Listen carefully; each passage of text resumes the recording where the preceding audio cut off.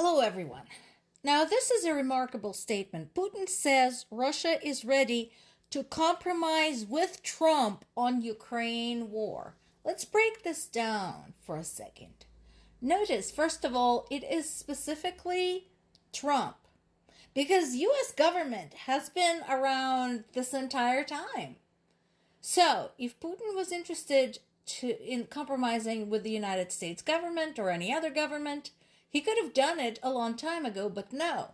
Specifically, he wanted Trump. Second, what business does he have to compromising with Trump on Ukraine without the participation of Ukraine? Where's Ukraine in all of this? There are no American troops in Ukraine. There are no NATO troops in Ukraine. There are no European troops in Ukraine. The only people affected by all of these things are people of Ukraine and the idiots Russia sends to fight it in Ukraine.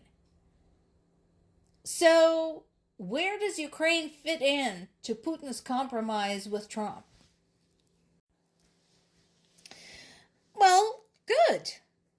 So, if Ken Kellogg goes to Ukraine for a fact-finding trip, even though as part of Trump's cabinet, he would have information at his fingertips of everything that's taken place in Ukraine up until now. So, but let's, for the sake of argument, say, okay, he goes to Kyiv. Good. Because if I mentioned to everyone that such excursions have been quite opening for a lot of the world leaders and a lot of representatives of various countries, I suggest he doesn't just stay in Kyiv, although Kyiv does get pounded on a regular basis. No. No, I'm afraid that he won't find enough facts if he stays in Kyiv. No. Send him to the Eastern Front. Send him to Dnipro. Send him to Zaporizhia. Send him to Kharkiv. Send him to Donetsk. How about that? Odessa would be good. Kherson, how about that? I think he really needs to make a very thorough fact-finding visit. And in order to do that, he has to visit places where war is actually taking place. So let's do that. By the same token, he can go to other European capitals, but the war is not happening there. The war is happening in Ukraine. So while states that are supporting Ukraine can provide him with some information, I think he needs to focus on traveling inside Ukraine. And of course, there's some other people from other countries who are, in fact, engaged in this conflict, North Koreans, and now the reports of casualties have gone from a few dozen to several hundred. And remember, we talked about this in the past. We have a problem here with accurate information because Ukraine is fighting a war and they have very little time to collect it, even though they do their best, because they know to keep any kind of aid coming in, they have to maintain their credibility, and Russia lies. So we don't know for sure. But again, I would like to address this to people in North Korea. Are you okay with this?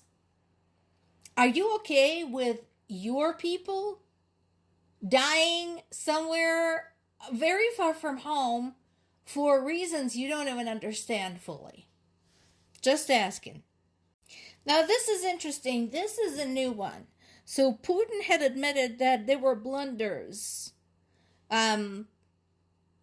in how Russia's intelligence runs following the assassination of the high-ranking army official in the middle of Moscow. Now, the fact that he had admitted that there were holes in Russia's intelligence, which led to the assassination of General Kirillov doesn't mean that he's actually going to take any responsibility. As in, he's the one who started the war, and that's why, his people are getting assassinated. That type of responsibility. So it's very likely that heads are going to roll in Russia's intelligence community, and there's going to be a few slippery balcony and slippery windowsill incidents. Here's the thing, though.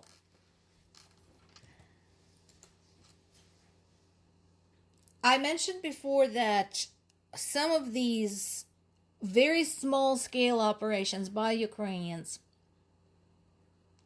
targeting sometimes a single building, a single base, or a single person, had not only the purpose of undermining Russia's military, but also inflicting certain psychological damages. And based on this, I think it's working. Now, unfortunately, that doesn't mean that it's going to stop the war here and now. But what I'm hoping is that they're going to keep up with the strategy and continue, as I mentioned, working with the intelligence services of other countries to continue carrying out such operations. And then there is this.